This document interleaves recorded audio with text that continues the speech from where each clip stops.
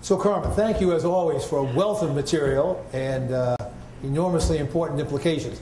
Let me start out with a couple of questions that relate what you said to the current situation and policy outlook, and then we'll open it up. I know there'll be a lot of questions and comments from the audience. In your first section, where you talked about the history of restructurings, you said you expected restructurings in Greece, Ireland, and Portugal. You did not say anybody else, Spain or Italy. Would you care to elaborate on that distinction and why you make it? Okay. Fair enough. At this conjuncture, for different reasons, I'm leaving Spain and Italy out of that picture. In the case of Italy, really in terms of debt is more what you see is what you get. And what do I mean? The pre-crisis decade for Italy wasn't one that was characterized by a huge buildup in private debts, big, binge in bank borrowing, like in Ireland, like in Spain, like in the UK, like in the US, not, in different degrees, of course. But Italy was actually more in sync with Germany and Austria in terms of absence of that surge in private debt. So what I am saying concretely is that the public debt numbers look worrisome, no doubt, but that the contingent liability story of huge unresolved bank debts that are sitting there as a time bomb don't weigh in that heavily in the Italian case. In the Spanish, I would say it's a different story. The Spanish started, unlike Italy, with a very good solid fiscal position, which of course has quickly deteriorated because of the economic weakness and the fact that, again, they had to bail out the cajas. That has been also a big transfer of debt to the balance sheet of the government. They still have fiscal space, providing that no major disasters also occur at the sub-federal government level. That is, the provinces, which have a terrible fiscal situation, don't push it to the tipping point. That's my rationale. Okay. Let me ask you a question about your second section having to do with the relation between debt and growth. You noted that your historical sample, had very few observations of countries that got into that 90% plus range. But as one looks forward, that might become a lot more prominent. Our colleague Joe Gagnon here did some projections we published a couple of months ago, as you well know, projected out the debt to GDP ratio of the industrial countries as a whole, averaging 200%, 20, 25 years out. Japan 300, the US 240, Europe 170, numbers that are way off the charts. And these are trajectories which presumably can never eventuate because they would be so extreme. Something would happen along the way.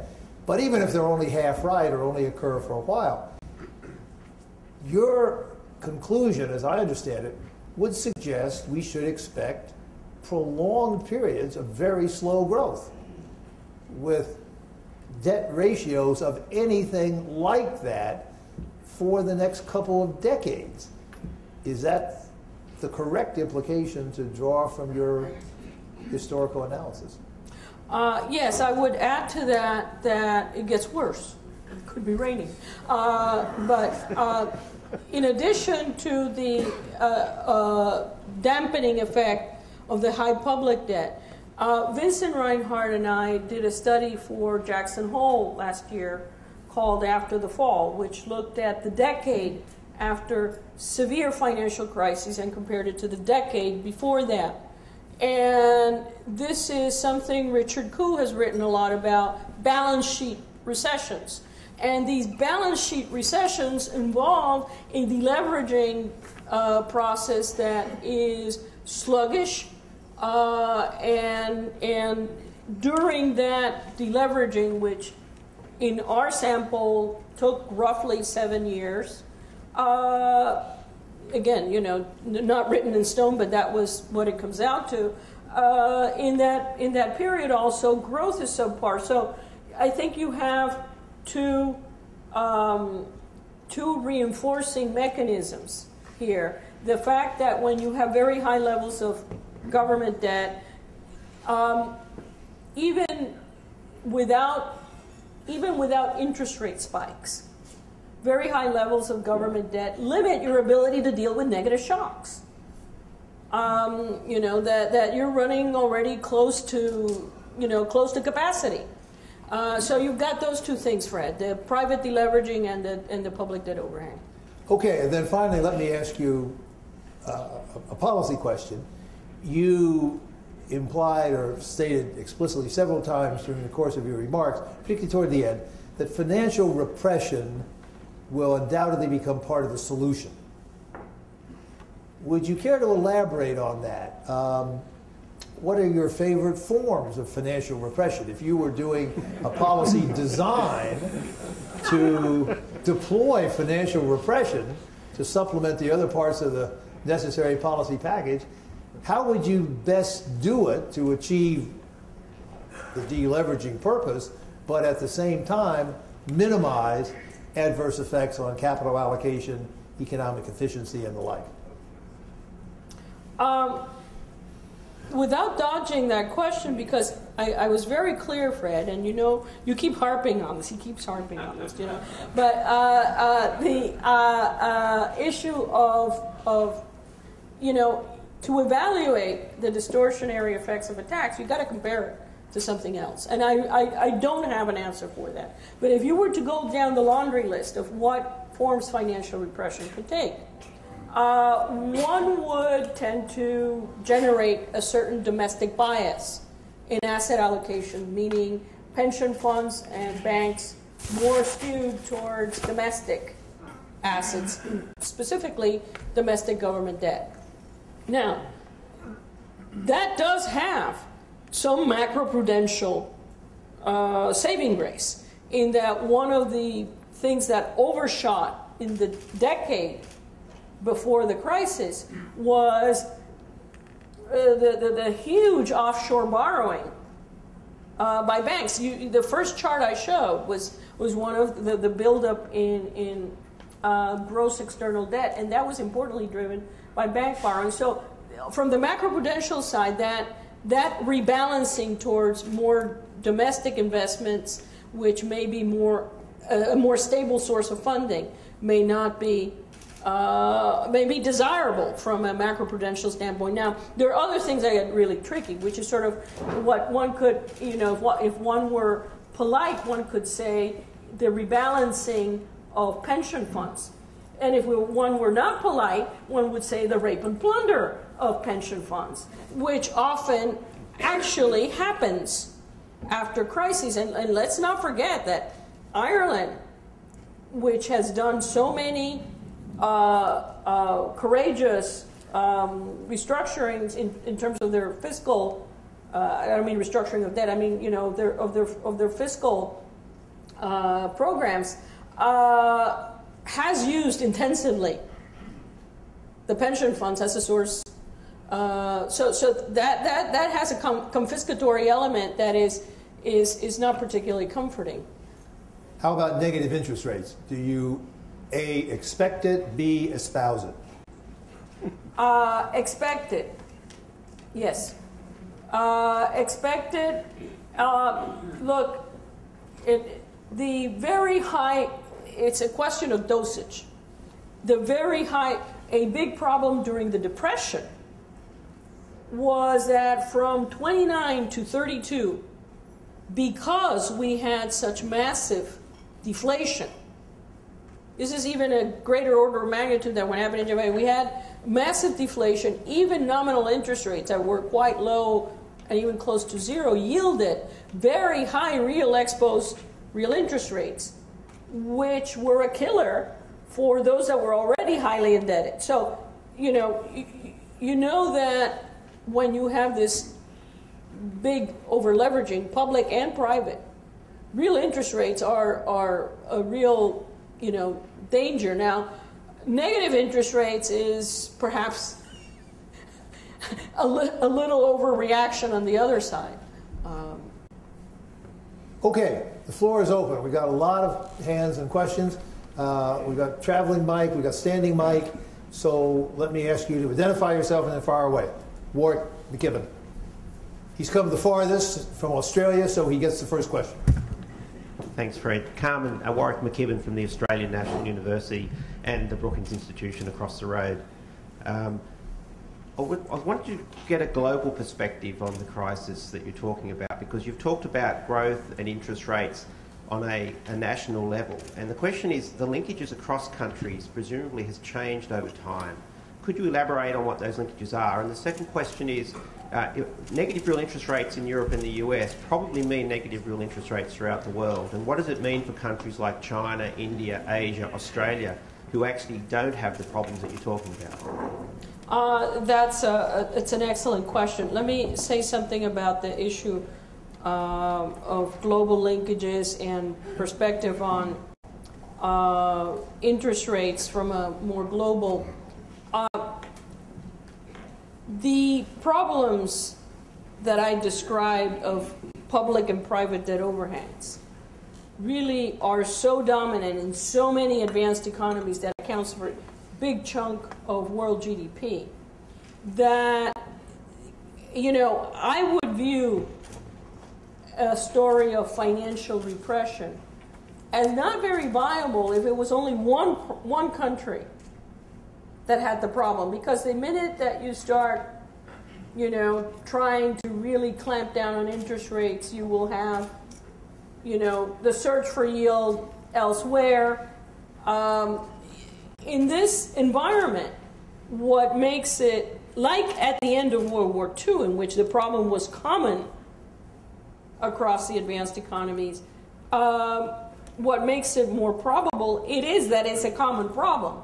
So it's not like, Portuguese bonds are going to look very attractive as an alternative. It is not like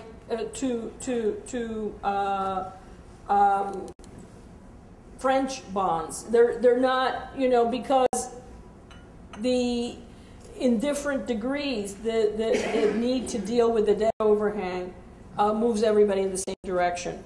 What about emerging markets that are in a different cycle? Well, first of all, I know I have a tendency to be a bit of a wet rag, but the idea that emerging markets, we've entered a new era of where emerging markets are the big drivers, where this big divide is sort of, not only a tendency, which it could very well be, but it's also expected to be a driving force cyclically.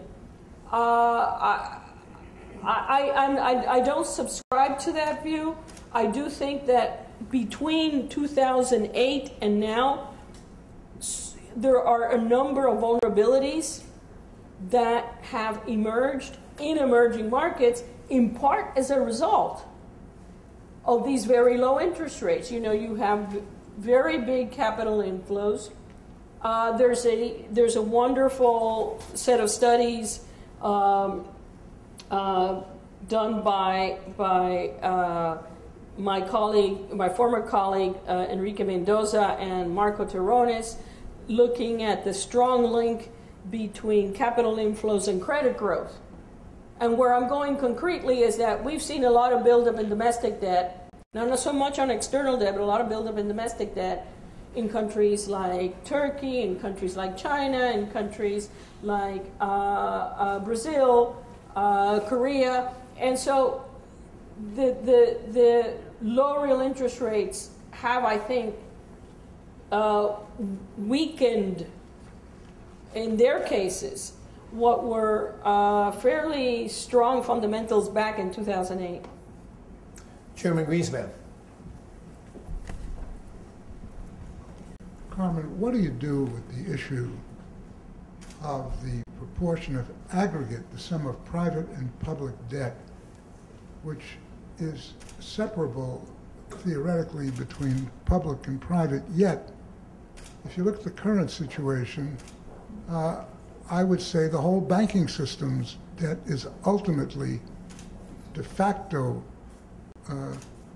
public, and going beyond the guarantees, we're already seeing the issue of guaranteeing of non-banking private debt in the United States. So the question is, if the issue of debt is a meaningful statistic at the point of crisis, do you not need what the numbers would be at that point? Because it's very obvious that prior to the 2008 crisis, that it was a very large barrier to go over the existing notion that private debt is private debt and it is not going to be guaranteed, period. We even had that wonderful clause in the area of Fannie and Freddie, which said on the debentures, as I recall it, very explicitly, these are not guaranteed by the full faith and credit of the United States government. Now, things like that make, I think, statistical analysis difficult, and I want to know how do you handle that type of problem? Well, Mr. Chairman, while some of the very long time series that I showed are exclusively public debt and even federal debt or central government debt at that, we track gross external debt. That was the first chart that I put. That's public and private. And also domestic credit as a percent of GDP as well. So there's a complementary between the gross private external and the gross domestic. What I am saying is, and this goes actually back to the way that I responded to the first question that Fred posed, that what distinguished Italy from, say Ireland was that right now Ireland and Italy, their public debts are not that far apart. But the contingent liabilities in the banking industry of Ireland are huge. So statistically, what we do is try to supplement the public debt statistics with gross private external debt and also gross domestic banking debt. Now, where we have a hole to this day is on gross domestic debt outside of banks, which we don't have any data for. So, if you have a thriving corporate bond market, we're not capturing that, except for countries like the U.S., where we actually, when we work with the flow of funds, notice that I put up the chart that aggregated public and private, and it's for this reason. In the book, Ken and I have this whole section called hidden debts. And what are hidden debts? Precisely what you're talking about. The contingent liabilities in the banks, the contingent liabilities in debts that we do not see. Obviously, if we saw them, they wouldn't be hidden. But the contingent liabilities in different levels of government. This is also a big issue in that in my formative years at the IMF, one of the things that I also did when I was desk officer is often in crisis cases look at below the line arrears to see whether you have, say, state and local governments funding themselves through arrears even without, issuing debt. So we try to incorporate the private component as much as possible, although we do have holes in the data, and the other layers of government that are also ultimately guaranteed. I mean, what would the U.S. government do if a state failed and contagion was feared? So that's how we deal with that. Our database tries to, it's not perfect. It has, we know where big holes are, but it does to try to deal with the issue you raised. Anna? Hi, I'm Anna Gelper at American, and I'm a lawyer, not an economist, so entering this advisedly. I was very interested in your point on the cyclicality of regulation because it dovetails with the growing legal literature, which is mostly targeting the macroprudential element of cyclicality. But there seems to be somewhat of an overlap, and you hinted at it. And I would love to see your take on the relationship between macroprudential cyclicality of regulation and the repressive cyclicality of regulation. And then a side observation is that it seems like the way in which you adapt the financial repression material is both a little bit over-inclusive and under-inclusive. It's over-inclusive in that there is a standing practice that is embodied in various laws and regulations of treating government debt, particularly owned government debt, as the reserve asset, collateral purposes, capital adequacy, et cetera, et cetera. So I'm not sure if it's standing repression or something else. And under-inclusive in the sense that you talk about repression as a domestic phenomenon, but then when you look at, for example, the treatment of OECD government debt for capital adequacy purposes, the fact that other governments' debts receive favorable treatment, Greek government debt for German banks, right? Is that, again, a twist on repression, or is that something else? Thank you. Well, let me deal first with the issue of the cyclical nature or pro-cyclical nature of regulation. That takes many, many forms. In the year 2001, Richard Levitch from NYU, Giovanni Magnoni from the World Bank, and I edited a book on credit rating agencies, essentially making the point that, and we brought in scholars that also looked at it at the micro level, meaning not just the sovereign ratings, but also individual bond ratings. And it's a clear pro-cyclicality. In effect, this was established at the micro level, in the bond market, but also at the sovereign level. There was also the issue right now, for example, I've alluded to this in several talks because to me it was, and it remains, a bit of a puzzle, or perhaps it's not a puzzle, but that we have interest rates so low right now for mortgages, for example, and yet refinancing activity is at best sluggish and numbers that are quite low. Now, there are different layers of pro-cyclicality, and one important one that's happening right now, it's everybody becomes risk averse, is appraisers. So actually a transaction, a refinancing transaction, can fall through if your house gets appraised as pocket change. It's that kind of layers of pro-cyclicality. But what I had in mind wasn't just at the business cycle frequency, but the cyclical, and I want to be clear on this, not just at the business cycle frequency, which is there, but also the long cycles. If you look at the roaring 20s in the U.S., the expansion of the financial industry, the number of banks, and the share of financial, if you break down GDP to the contributions, the share contributed by the financial industry rose markedly. The number of banks rose markedly. In 1925, you had the peak in number of banks. Of course, 1925 was also the year where the Florida property crash began in November of 1925. And then by 1950s, you had half of the banks that you had and lots of regulation.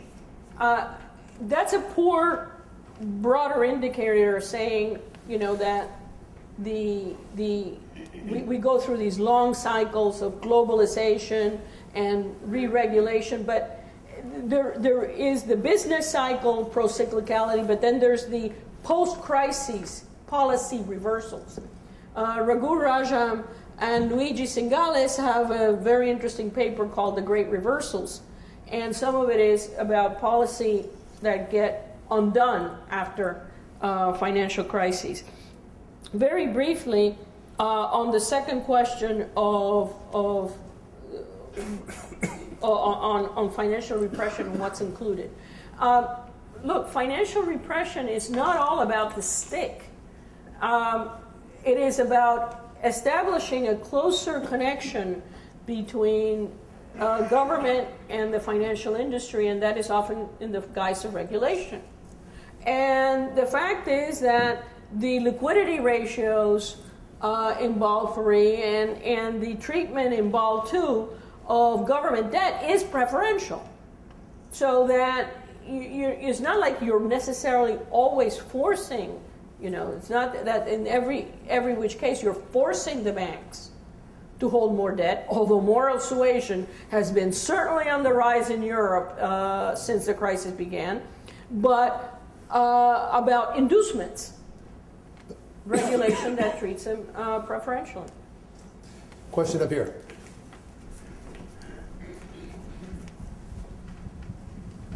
Thank you. Yes, Alder Haverlishen from the University of Toronto. I have a small comment on the historical aspect and a question. Your discussion of financial repression and some of the ways in which captive audiences are pushed or pressed into helping out, as it were, given that the whole thesis of what you've been doing with Ken in the last few years tries to go back as far as possible in history. You can go back to 15th century Venice and Florence on this financial repression. There was something called at that time the prestiti, in which in bad times the government essentially forced the rich merchants and so forth to contribute, invest, or give loans and so on. And it is an excellent example that's exactly analogous to what you were describing in modern day. My question has to do with the emerging markets. Now, I know that this study focuses on the advanced economies, but here and there you have given hints, including in response to the first question by Warwick, that the emerging markets are not exactly in a situation where everything is okay. Nevertheless, you leave an overall message of greater sanguinity with respect to emerging markets. Are you truly that comfortable that big problems are not going to be occurring there in the coming decade? Or if you do feel that they may come, would you be willing to designate, as you did in the unholy trinity for the advanced economies, is there an unholy trinity for the emerging markets? Okay, first on the comment, thank you. Please email me with the information on the old financial repression. But I think the general point it makes is that it's often grounded on necessity. It's not a grandiose plan, but it's a piecemeal stopgap measure here and there on the emerging market issue. Historically, one of the things that is problematic is premature declarations of victory. We have beaten this. We have overcome this. Mexico was the poster child of the international community in 1994 before it had a crisis that surprised most people. I'm not singling out Mexico, but I'm making the general point that establishing, track records is measured in decades and not in years. This is analysis that Ken Rogoff and I did with my former student Ron Kian, called, on the subject of graduation. I think the tendency to say we've graduated, the emerging markets have graduated and they're now, it's great news, but it's premature. On the issue of do I expect crises, I think the answer is a resounding yes, but oftentimes the problem is that we look always to the sort of last crisis to see the finer details, and a common thread in the last emerging market crises, those of Asia, those of Argentina in 2001, those of Mexico in 1994-95, had a big external dimension.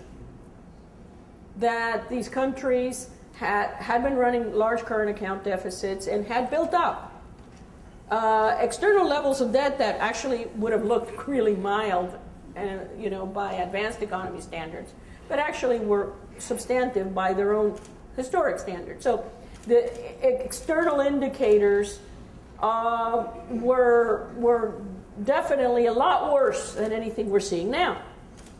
But look, if your external indicators don't look good with record low and stable interest rates, international interest rates, and booming commodity prices, what are the odds that they're ever going to look good? So what I'm saying that there's also a lot of hidden fiscal issues that are not flowering here to the public eye because emerging markets are facing exceptionally favorable external conditions in terms of both low and stable international interest rates and high commodity prices. Now, what does that mean that I said, well, the crises don't always emerge exactly in the same way, although they have common patterns? Indebtedness does not have to be external. Domestic debt have been growing very rapidly in a number of emerging market countries.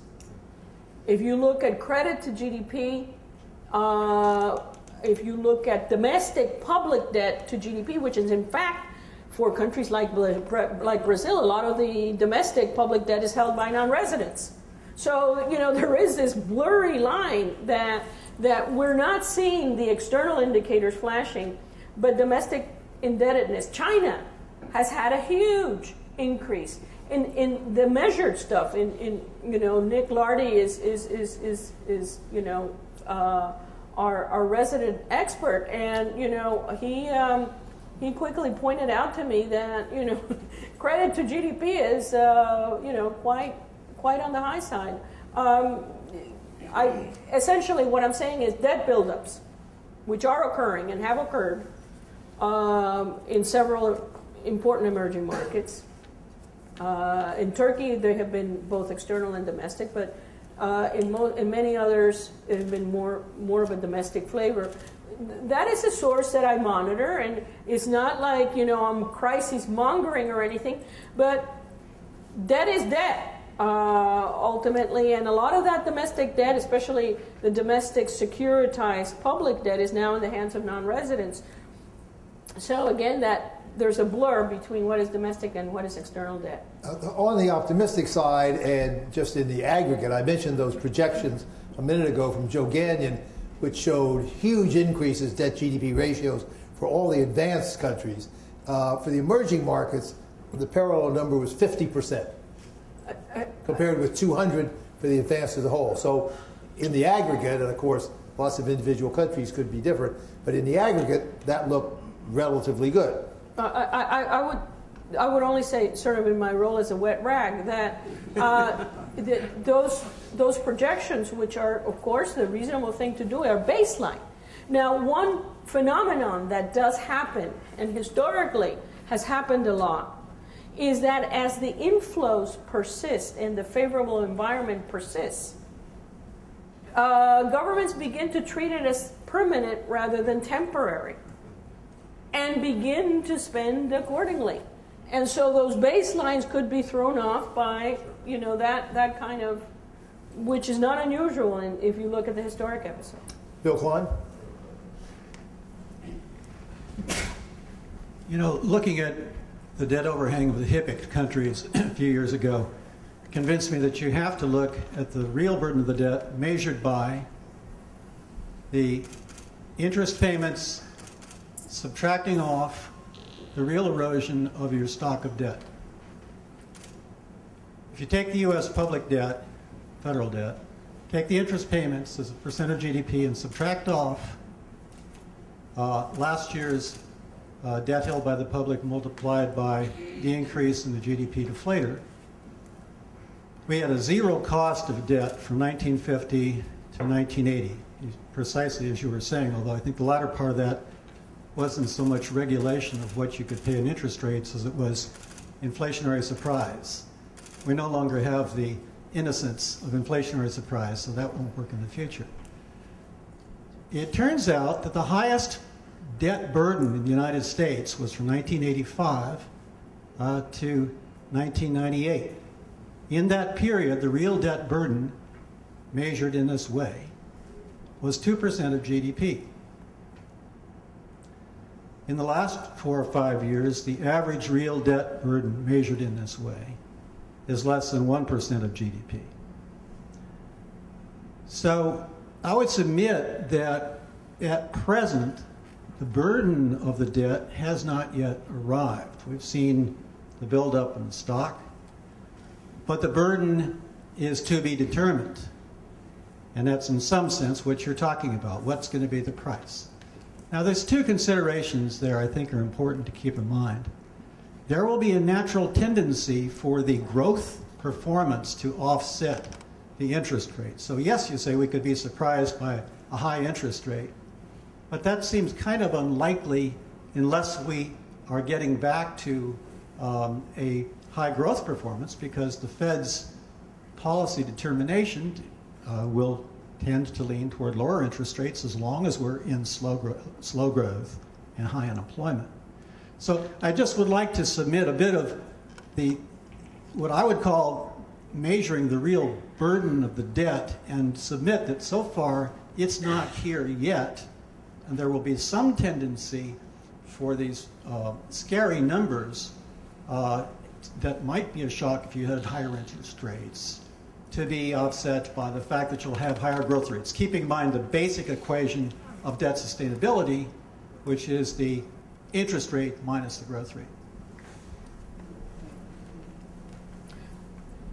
What I would say that what you're also measuring by focusing on the cost of the debt is the degree of financial repression. The peak in 85 that you mentioned in the 80s is precisely consistent with the fact that interest rates were liberalized and the debt became marketable. And so the reason you also see that in the recent period we have this new lower number again is very consistent with the frequency distributions that I showed about real interest rates. Well, what's the repression right now? There's no repression.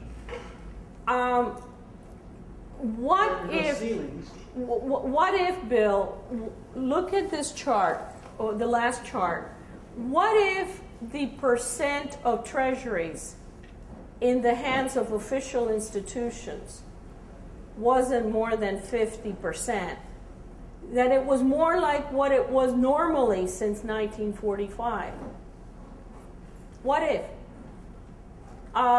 It may not happen, right? Because it may be the case that the Federal Reserve continues to maintain a very high stock of treasuries and continues purchases. It may very well also be that foreign central banks, for their own reasons, not because they want a high rate of return on a treasury, but because they don't want their currency to appreciate, continue to buy U.S. treasuries forever. Now, what I am saying is that the observations that you make actually follow very closely with the financial repression tax. The point I am making is interest rates are where they are, not entirely by nature, but importantly by design.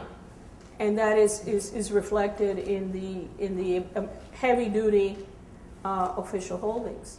With apologies to those who I know still have questions, let me close, Carmen, by asking you another question on the United States.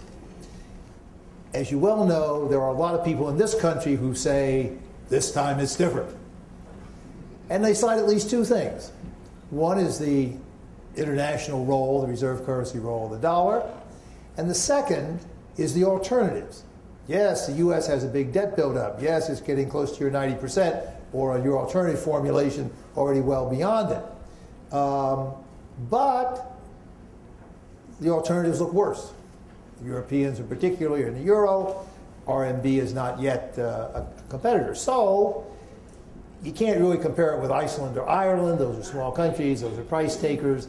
They can be hit hard because there are lots of places that investment that would have gone to those countries can go. But the United States is so big, it's such a key player in the world economy, that its interest rates have plummeted since its debt was downgraded.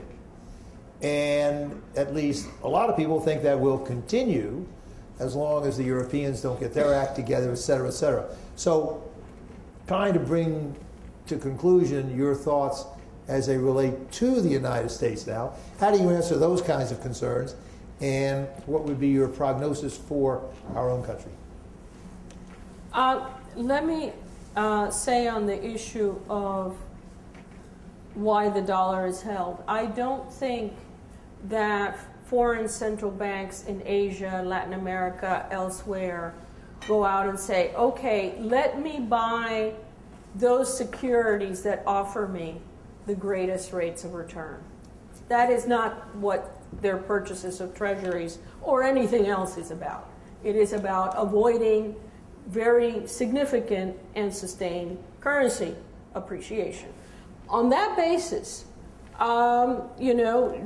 unless you get an overwhelming round of tolerance towards more appreciated exchange rates, one could expect to see a continuation of treasury purchases, despite the fact that some diversification of reserve holdings is occurring.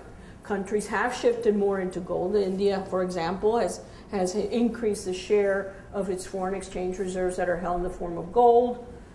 Chile is investigating trying to hold more renminbi or hold some renminbi, as difficult as that may be. That all bodes in the direction of interest rates are not going to be the wake-up call. They're not going to serve the wake-up call role. If, let's say, interest rates were to have a wake-up call, I don't think, Bill, they would come because we have a huge, unanticipated surge in economic activity.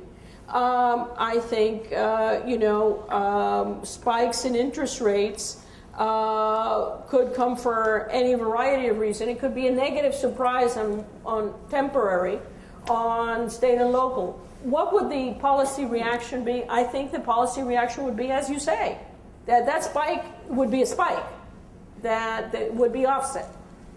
Let me give a concrete example. I'll conclude with that, which is relevant. Policymakers can and do get creative when faced with these things. In early 1953, the Fed Treasury Accord, most central banks during the crisis, the Fed had been a provider of funding for the government. And in early 53, short-term interest rates had really started to back up. Inflationary expectations. The outcome, the Fed did not want interest rates to rise. The Treasury did not want interest rates to rise. The Fed Treasury Accord did include a conversion of short-term marketable debt for 29-year non-marketable debt. And that wasn't called a restructuring because it was an interest rate sweetener of 25 basis points offered. So I am with you that the catalyst here is not about, end of the world interest rates, but we should not take the state of interest rates as being reflective of the state of underlying fiscal health, because the interest rates are not there by market forces. Official purchases are huge, and I am sure if a spike did arise for whatever reason, that my expectation would be that it would be kept down. I'm not expecting a gloom and doom, interest rate. Now, Japan, I would point out, has had dramatic increases in its debt for many years now, without an interest rate spike, 90% of its debt is domestically held. So it's not at all impossible, it's not at all inevitable. But I would question that those debt overhangs do have other deleterious consequences for growth, at a minimum because they tie your hands in ability to respond to bad shocks. And I would leave it. Carmen, we're all enormously in your debt for providing the huge database you have that everybody can use, but even more so for helping us understand the crisis. I'm sure we'll have many more episodes of this type as you continue your work here at the Institute. We're delighted to have you. We thank you for today. Meeting adjourned. Thanks to all.